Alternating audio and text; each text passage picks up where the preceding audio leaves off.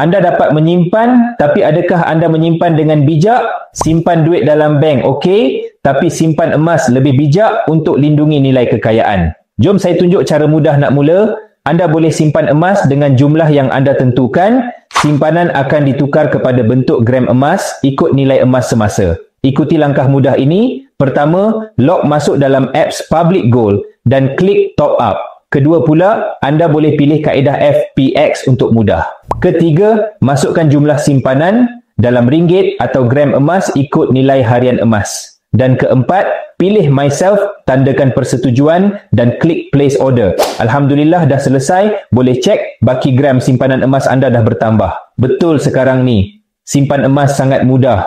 Untuk yang dah ada akaun emas, tahniah dan moga konsisten tambah simpanan. Buat yang belum pula berminat nak mula simpan emas, boleh komen, saya nak simpan emas. Dulu ragu, kini tahu. Jom simpan emas. Jemput share jika bermanfaat.